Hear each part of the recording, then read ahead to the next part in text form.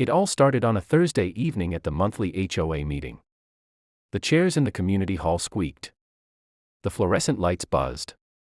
And Karen, our self-appointed neighborhood ambassador, was already waving her stack of printed complaint forms like a lawyer preparing for trial. She had that smug smile, the one that said she was ready to perform. The topic on the agenda: lawn aesthetic compliance. I knew where this was headed. My garden had tulips and a small gnome that apparently clashed with neighborhood themes. I stayed silent as she went on, her voice dripping with authority. Some residents think they're above community standards, she said, staring directly at me. I raised my hand calmly. Karen, my garden meets the code. The HOA rules don't prohibit small ornaments. She frowned, flipping her binder dramatically. You're being disrespectful, she snapped. You made me feel attacked. I couldn't help but laugh, not out of malice, but out of disbelief. I'm literally quoting the rules, I said. That's when she stood up, eyes wide and watery. You're humiliating me, in front of everyone, she cried, grabbing her purse and storming out. The room went silent. The HOA president looked uncomfortable but said nothing. I shrugged, trying to continue the meeting, but the tension hung thick. People avoided eye contact. When it ended, a few neighbors whispered, "You know how she is." I brushed it off, figuring it would blow over. The next morning, I noticed something strange. 3 HOA security guards, guys who usually patrolled the front gate, were parked outside my driveway. One leaned against the car, arms crossed, sunglasses reflecting my porch. Another scribbled notes on a clipboard. The third just stared. When I stepped outside, one of them approached. "Sir, we've received a formal complaint from the HOA board," he said. "We're here to ensure there's no disturbance." "A disturbance?" I asked, incredulous. "From what, gardening?" "From harassment," he replied flatly. "You allegedly made a board member cry during an official meeting." I froze. "You can't be serious." He shrugged. "Orders from Mrs. Karen Whitfield. She's the vice president of the HOA now." That was news to me. She must have maneuvered her way into that position overnight. I went back inside, closing the door. But their shadows lingered on the driveway like watchdogs. I realized then, this wasn't about tulips or lawn ornaments. This was about control. And Karen had decided I was her next project. The guards didn't leave that day. By evening, they were still parked outside, alternating between chatting and pretending to check their radios. My neighbors peeked through curtains like it was a reality show. I tried to ignore it, but the sense of being watched gnawed at me. By Saturday morning, I received an official HOA letter taped to my door. It was stamped, "Urgent, behavioral warning." My alleged crimes included verbal intimidation, disrespect toward HOA authority, and, bizarrely, emotional vandalism. I laughed out loud. Emotional vandalism. That had to be Karen's phrasing. I decided to document everything. I installed my own security cameras, saved the footage of the guards, and began recording every HOA interaction. That's when I noticed something odd. Every time I stepped outside, Karen appeared somewhere nearby, walking her dog, pruning a bush, or pretending to check mail that wasn't hers. It was eerie, like she was choreographing her surveillance. That evening, I got a call from another resident, Marissa. "You should know," she whispered. "Karen's been telling everyone you screamed at her. She's collecting signatures to have you fined, or removed." "Removed? From my own house?" I asked, stunned. "She says you're a threat to the community," Marissa sighed. "I don't believe it, but people are scared of her." It hit me, this wasn't just gossip. It was a campaign. Karen had the HOA guards, her new title, and her reputation as the neighborhood's self-proclaimed savior. I was the villain in her narrative now. That night, I walked outside and confronted the guards. "Are you guys planning to stay here indefinitely?" I asked. One of them avoided my eyes.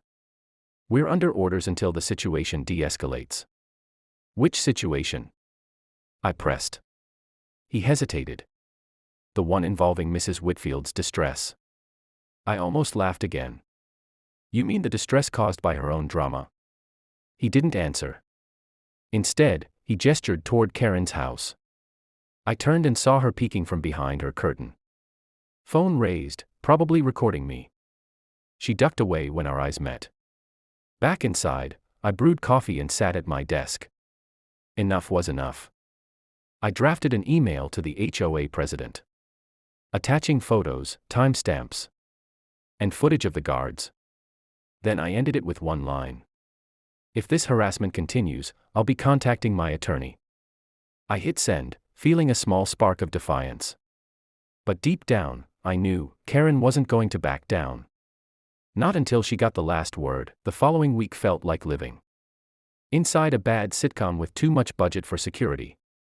The guards expanded their patrol radius, now circling my block like clockwork. Neighbors avoided me, waving nervously before retreating indoors. The tension was thick enough to choke on. On Wednesday, the HOA called an emergency meeting. The notice said it was to discuss community safety concerns. I knew that was code for me. When I arrived, the atmosphere was electric: whispers, glares, folded arms.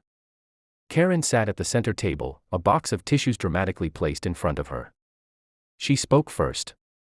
I never wanted it to come to this, she began, dabbing fake tears. But I can't live in fear anymore. In fear of what, exactly? I asked. The room murmured. Of you, she said, her voice trembling on cue. You humiliated me in front of everyone. You've been filming me without consent. You've turned this community against me. I held up my folder. Everything I recorded is on my property. And it's for my protection, since your guards won't leave. The president cleared his throat awkwardly. Let's keep this civil. Karen slammed a folder onto the table. I've gathered 12 witness statements. I glanced at them. Half were friends from the book club she ran. One even lived 2 streets away and couldn't have witnessed anything. This is absurd, I said. You can't weaponize the HOA because you didn't like being corrected. That was the wrong thing to say. Karen gasped theatrically, clutching her chest. There it is again. The aggression. Someone muttered, he's being rude again. Another nodded. The mob mentality was setting in. I leaned forward, calm but firm. If this board sanctions me based on gossip, you'll be hearing from my lawyer. The president sighed. We'll review the evidence and make a decision. The next morning, I woke to a new notice taped to my mailbox: HOA violation, disruptive conduct. Fine pending. I couldn't believe it. I checked my footage, and sure enough, Karen had come over at midnight, taping the notice herself. Smiling right at my camera before walking away. That was it. I forwarded the footage to my lawyer, along with every report. Every message, every guard log. My attorney replied within hours. Let's make this official.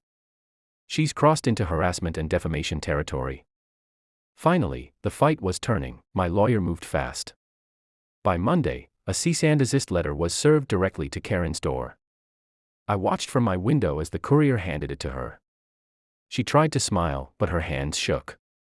For the first time since this all began, she looked cornered.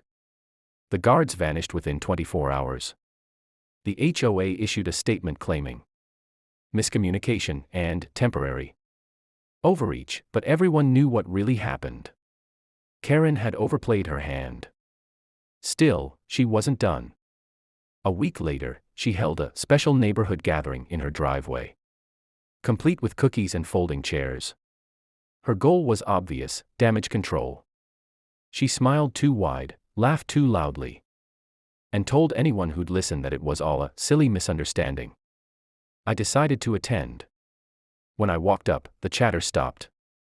Karen stiffened, her smile faltering. Oh. You came, she said, voice sugary and tight. Of course, I said. I live here, don't I? Someone in the crowd, Marissa, spoke up. Karen, is it true you sent guards to his house? Karen's grin wobbled. That was just a precaution. I never meant for it to seem hostile. I pulled out my phone. Because this looks pretty hostile, I said. Playing the footage of her taping the violation notice at midnight. Gasps rippled through the crowd. Her face drained of color. That's taken out of context. I met her gaze. You made me your villain to feel powerful. You used the HOA as your weapon. That ends today. The neighbors began whispering, some angry, some embarrassed. Even the HOA president, standing in the back, looked furious. This is unacceptable, Mrs. Whitfield, he said. You've misused HOA authority. Effective immediately, you're suspended pending review. Karen's mouth opened, but no sound came out. She looked around, desperate for support, but nobody moved. Slowly, she turned and went inside her house, slamming the door. In the weeks that followed, the atmosphere shifted. The guards never returned. Neighbors started chatting again, laughing at how absurd the whole thing had been. Marissa brought me brownies and said, "Guess the neighborhood queen just got dethroned." I smiled. Let's just hope she stays retired. Karen eventually sold her house and moved away, rumor was, to a quieter community. I didn't care where she went. Peace had finally returned. And every spring, when my tulips bloom under the morning sun, I think back to that wild month and laugh. Because in the end, all it took to defeat the HOA's tyrant was truth, patience, and a few well-placed security cameras.